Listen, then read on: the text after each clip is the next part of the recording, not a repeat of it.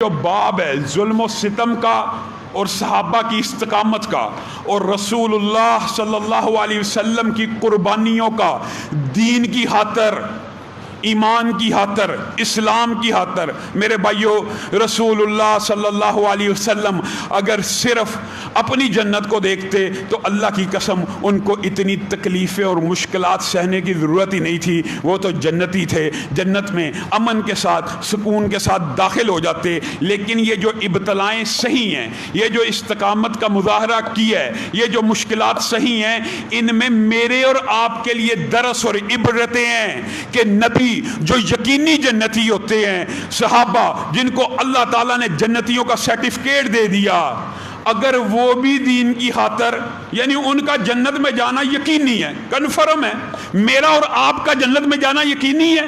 کوئی یقینی نہیں. ایک جملہ جہنم میں لے کے جا سکتا ہے اور ایک پسندیدہ کلمہ اللہ جنت میں داخلے کا سبب بنا سکتا ہے. میرا اور آپ کا تو جانا یقینی نہیں. جن کا یقینی تھا انہوں نے اپنی زندگیاں کھپا دی، انہوں نے مشکلات صحیح، انہوں نے ابتلائیں صحیح، انہوں نے استقامت کا مظاہرہ تکلیفوں کے سامنے کیا. میں اور آپ جنت میں جانا یقینی بھی نہیں، اور ہم چاہتے ہیں آرام سے زندگی گزر جائے، سکون سے زندگی گزر جائے، گھر سے نکلیں، روٹی کمائیں، گھر آئیں. ساری زندگی بغیر اقامت دین کی جد و جہد کیے، بغیر دین کو کھڑا کرنے کے لیے، بغیر اسلامی معاشرے کو قائم کرنے کی جد و جہد کرنے کے لیے، بغیر شرعی سزاؤں کے نفاذ کے لیے کوشش کرنے کے لیے، بس گھر سے نکلیں، دکان پہ جائیں، کما کے چند ٹکے لے کے آئیں، بیوی بچوں کو کھلائیں، پوری زندگی اس طرح گزر جائے، اور گزر جاتی ہے. امت کا سب سے بڑا المیہ یہ ہے کہ 90% لوگ اسی کاروبار، اسی دھندے کے اندر لگے ہیں کہ بس صبح اٹھا، صبح گیا دکان پہ، فیکٹری گیا، پلادے گیا، کاروبار گیا، کارخانے گیا، سارا دن محنت کی، کس کے لیے؟ بیوی بچوں کے لیے، کما کے پوری زندگی گزر گئی. پوری زندگی کے اندر نہ معاشرے میں اسلام لانے کی جد و جہد، نہ معاشرے میں نفاذ اسلام کی جد و جہد، نہ اقامت دین کی جد و جہد، نہ شرعی سزاؤں کے نفاذ کی جد و جہد، نہ باطل کے سامنے کلمہ حق کہنے کی جد و جہد، نہ باطل فلسفوں، باطل فرقوں، باطل نظریات کے سامنے ڈٹ کر مشکلات، ابتلائیں اور مصیبتیں سہنے کی کوشش، ہمت، سخت، کچھ بھی نہیں. پھر بھی ہم چاہتے ہیں ہم جنت میں جلدی داخل ہو جائیں، اور نبیوں سے بھی آگے معاذ اللہ، اور صحابہ سے بھی زیادہ ہمیں اپنے اوپر یقین ہے کہ جنت میں چلے جائیں گے. صحابہ جنہوں نے وطنوں کو چھوڑا، کس لیے چھوڑا؟ اقامت دین کے لیے. میرے بھائیوں، گزشتہ سیرت کے خطبے میں آپ کے سامنے اس بات کو رکھا تھا کہ کفار کو اس اسلام سے کوئی خطرہ نہیں ہے جس میں سجدہ ہو، جس میں نماز ہو، جس میں روزہ ہو، جس میں زکوٰۃ ہو. صرف اسی کام میں ساری رات مسلمان اللہ کے نعرے لگاتا رہے، سجدے میں پڑا رہے، کسی کافر کو کوئی تکلیف نہیں ہوگی. تکلیف کا آغاز کب ہوگا؟ جب آپ میں سے ایک ادنا درجے کا مسلمان بھی کھڑا ہو کے اس بات کا مطالبہ کرے گا، میں نے محمد الرسول اللہ صلی اللہ علیہ وسلم کا کلمہ پڑھا ہے، میں اسلام کے اندر داخل ہو گیا ہوں، اب میں یہ چاہتا ہوں میرے اوپر اسلامی قوانین کو نافذ کر دیا جائے. ایک بندہ بھی اس بات کو لے کے کھڑا ہوگا، کفار کی آنکھیں کھل جائیں گی، کفار دشمن ہو جائیں گے. کیوں؟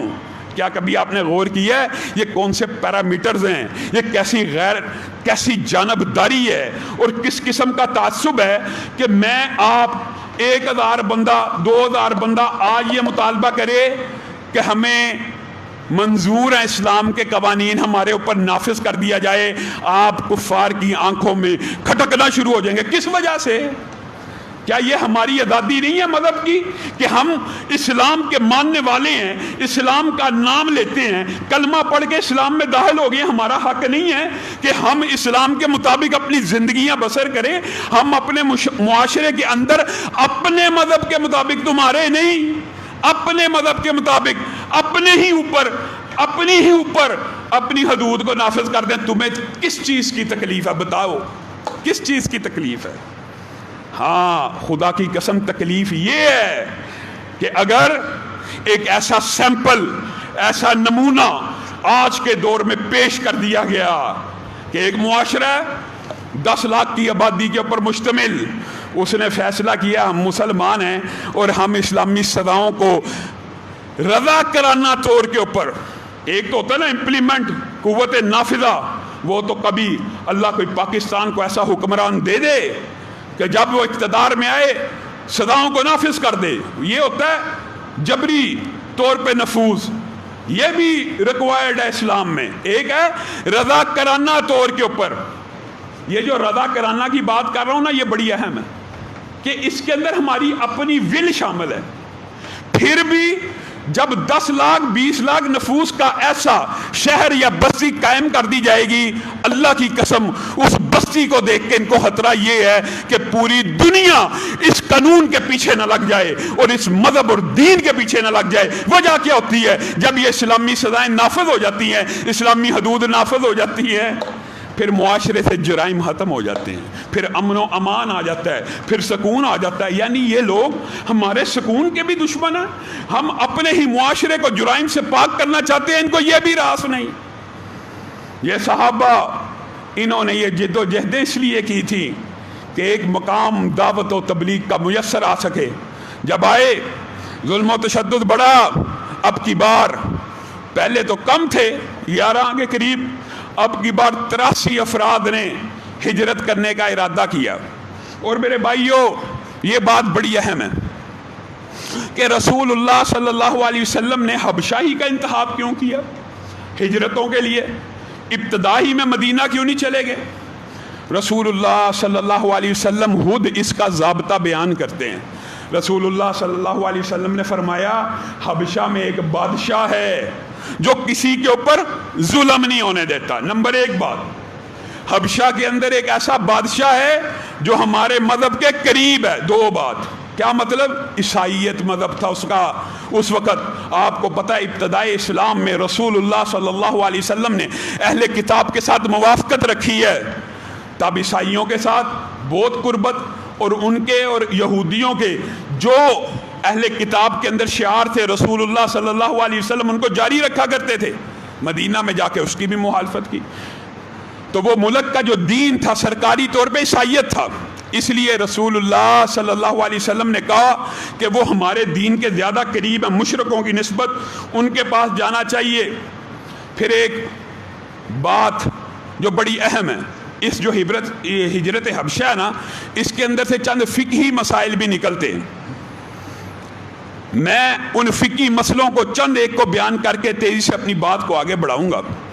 ایک بات یہ جو شاہ حبشہ نجاشی یہ اصلاً تابعی ہیں، یہ تابعی ہیں، انہوں نے صحابہ سے ملاقات کی، لیکن ان کو یہ اعزاز حاصل ہے کہ ان کے ہاتھ کے اوپر ایک صحابی نے اسلام قبول کیا۔ یہ اعزاز حاصل ہے۔ کس طرح؟